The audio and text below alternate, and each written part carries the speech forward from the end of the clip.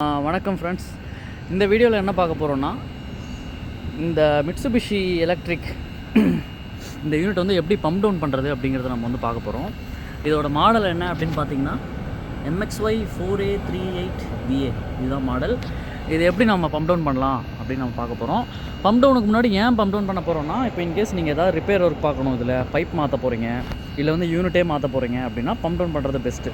அப்புறம் இடையில் இன்கேஸ் நீங்கள் ஏதாவது பைப்பை கட் பண்ணிங்க அப்படின்னா அங்கேருந்து உங்களுக்கு கேஸ் லீக் ஆகும், ஸ்மோக் டிடெக்டர் இந்த மாதிரி ஏதாவது இருந்துச்சுன்னா அதெல்லாமே ஆக்டிவேட் ஆகும். ஸோ அதெல்லாம் நம்ம அவாய்ட் பண்ணுறதுக்காக பம்ப் டவுன் பண்ணுறோம். இங்கே நாங்கள் எதுக்காக பண்ண போகிறோம் அப்படின்னா, பைப்பை நாங்கள் வந்து ரீப்ளேஸ் பண்ண போகிறோம். ஏன்னா அந்த பைப்பில் வந்து லீக் இருக்குது, ரீப்ளேஸ் பண்ண போகிறோம். இப்போ கரண்ட்டில் பார்த்தீங்கன்னா பம்ப் டவுன் பண்ணுறதுக்கு முன்னாடி யூனிட்டை வந்து நீங்கள் ஃபுல் லோடில் ரன் பண்ணணும். இப்போ இந்த யூனிட் கூட வந்து 2 FC வந்து கனெக்ட் ஆகிருக்கு.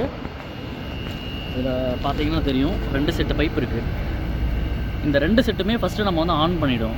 2 FC கனெக்ட் ஆகிருக்கு. ரெண்டுமே ஆன் பண்ண பின்னாடி FC வந்து ஃபுல் லோடில் ரன் பண்ண ஸ்டார்ட் பண்ண பின்னாடி கேஸ் மீட்டரை போட்டுக்கோங்க. இப்போ கேஸ் மீட்டரில் ப்ரெஷர் எவ்வளோ இருக்குது பாருங்கள், அரவுண்ட் 130 இந்த ரேஞ்சில் வந்து இருக்குது. இப்போ வந்து நம்ம பிரதர் வந்து எப்படி இதை பம்ப் டவுன் பண்ணுறதுன்னு ஸ்டெப் பை ஸ்டெப்பாக பண்ணுவார்.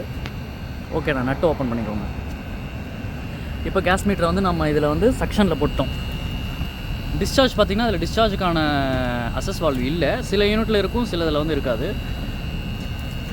அதாவது கேஸை நம்ம லாக் பண்ணணும் அப்படின்னா வந்துட்டு இந்த 2 நட்டை தான் நம்ம ஓப்பன் பண்ணணும். இது செக்ஷன், இது வந்து டிஸ்சார்ஜ்.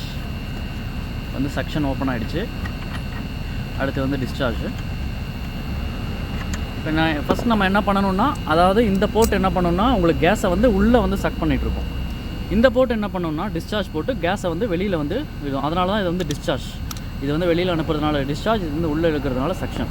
இப்போ நம்ம என்ன பண்ணணும்னா டிஸ்சார்ஜ் வால்வ் வந்து க்ளோஸ் பண்ணணும். டிஸ்சார்ஜ் வால்வில் க்ளோஸ் பண்ணும்போது என்ன ஆகும், இதிலிருந்து போகக்கூடிய கேஸ் வந்து ஸ்டாப் ஆகிடும். அப்போது யூனிட்டில் ரிமைனிங் இருக்கிற FCUவில் இருக்கிற கேஸும் இந்த செக்ஷனில் இருக்கிற கேஸும் என்ன ஆகும்னா கம்ப்ரஸருக்குள்ளே ரிட்டர்ன் ஆகும். ஸோ இப்போ வந்து டிஸ்சார்ஜை நம்ம ஃபுல்லாக க்ளோஸ் பண்ணலாம். அலங்கி போட்டு தான் நீங்கள் வந்து க்ளோஸ் பண்ண முடியும். டிஸ்சார்ஜை க்ளோஸ் பண்ண உடனே என்ன ஆகும்னு பார்த்தீங்கன்னா, இங்கே இருக்கக்கூடிய செக்ஷன் ப்ரெஷர் ஆட்டோமேட்டிக்காக குறைய ஆரம்பிக்கும். ஓகே, இப்போ வந்து ஃபுல்லாக க்ளோஸ் பண்ணியாச்சு. வெயிட் பண்ணுங்கள்.